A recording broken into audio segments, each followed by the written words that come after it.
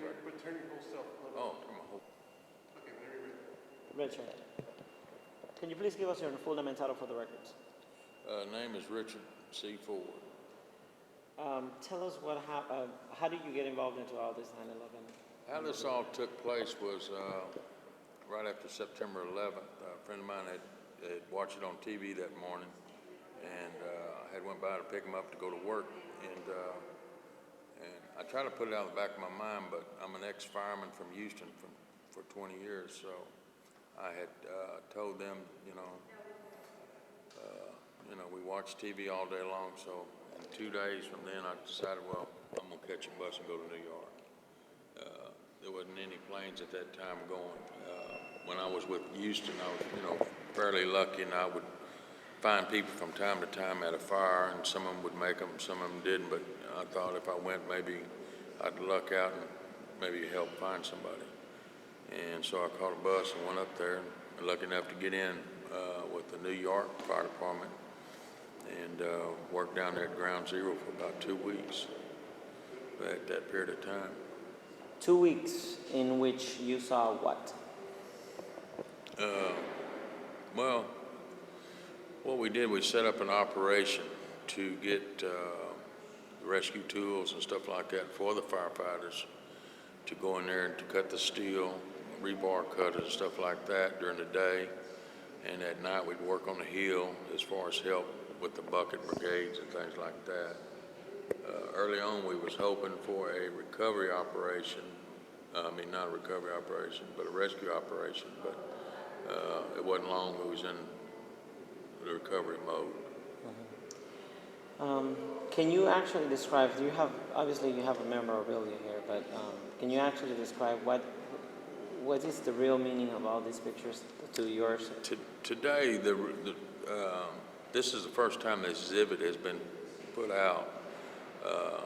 This is the 5th year anniversary, and the people, it's, need to remember, it's remembrance of all the people that are not here today.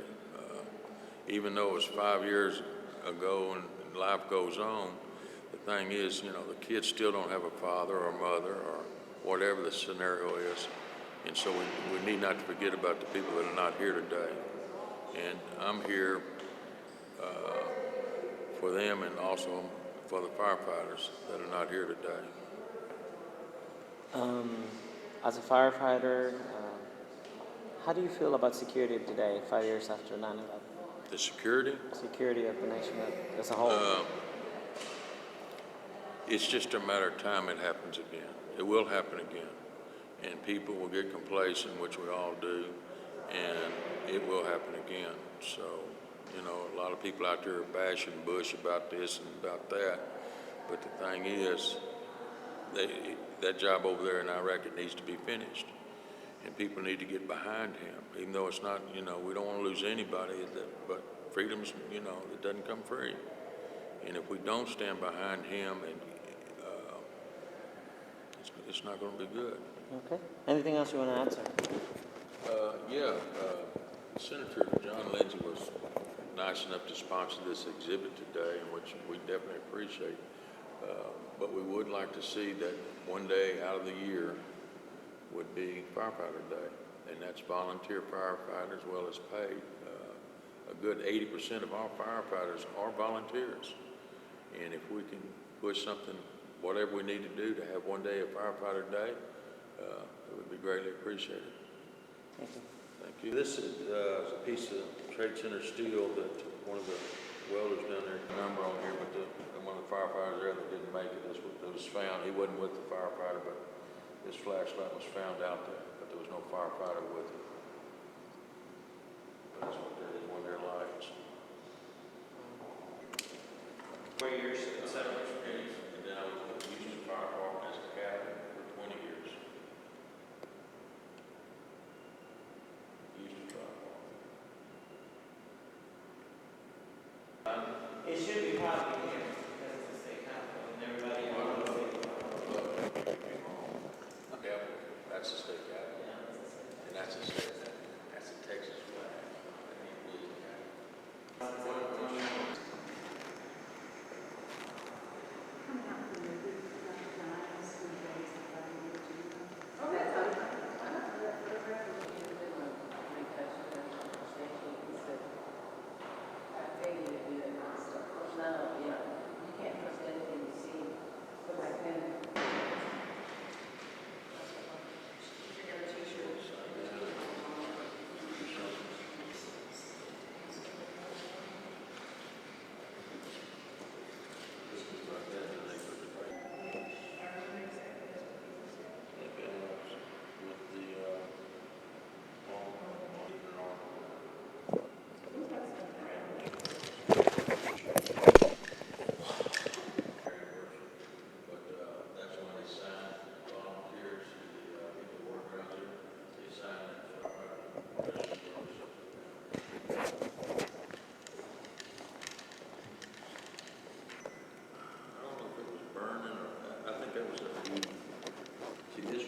This one here is more kind of, yeah, those are nice.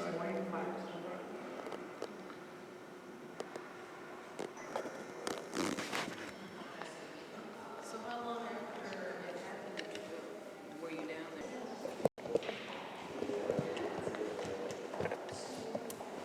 That's works there.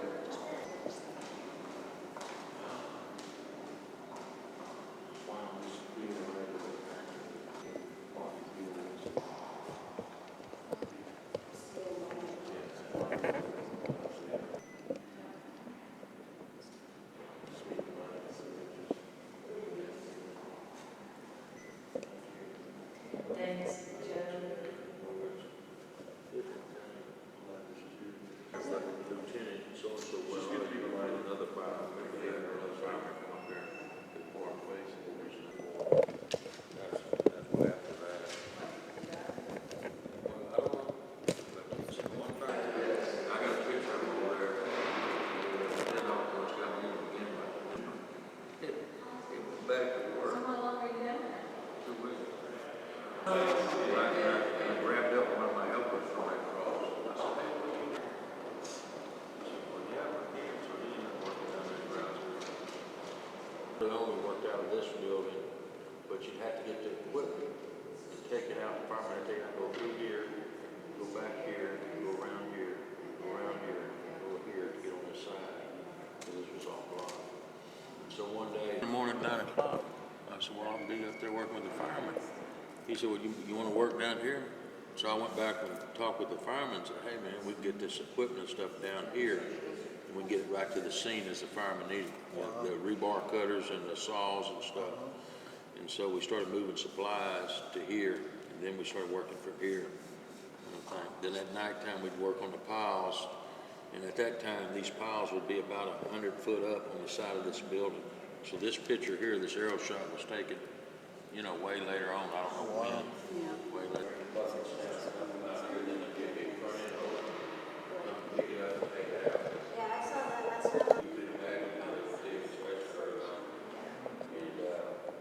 And as it passed, it was supposed to look, if you see, and then they would dump it out on the ground.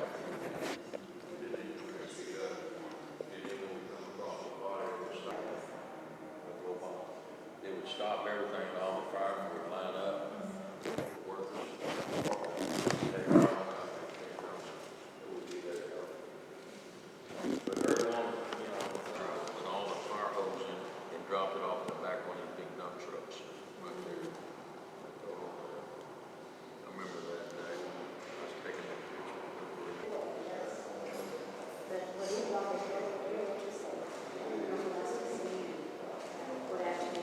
Tell me a little bit about this piece of steel. On this piece of steel here, when I was at Ground Zero, one of the workers had cut off a piece. I asked him for a piece of it, and he had cut off a piece for me to take back. This was probably around the 23rd or 24th of September. And this is part of the trade center, and it just shows you how heavy just a small piece like that is. What about the flashlight there? Early on, firemen would be bringing. Bring it up just a little bit. There we go. Okay. Early on, the firemen would be bringing out different things they had found, and they'd throw it over in a pile or something like that, and check and see if they had any identifying marks, you know, who it might have belonged to. And this is one of the flashlights that didn't have any marks, or it didn't show, you know, who it belonged to. And one of the firemen gave me that for coming down there and helping at Ground Zero. And the thing about it is you can see how it was pulled off of somebody's coat, and but they didn't find it with nobody, you know. I don't know exactly where they found it, but I had turned it on, and the light still was working. Another stuff that was used in the defense in 9/11.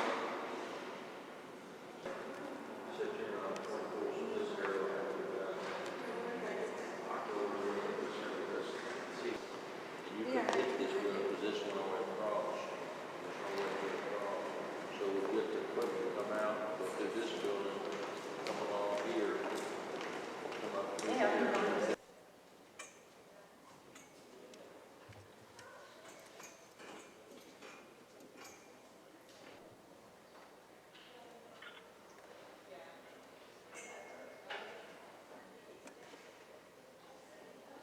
tie straight?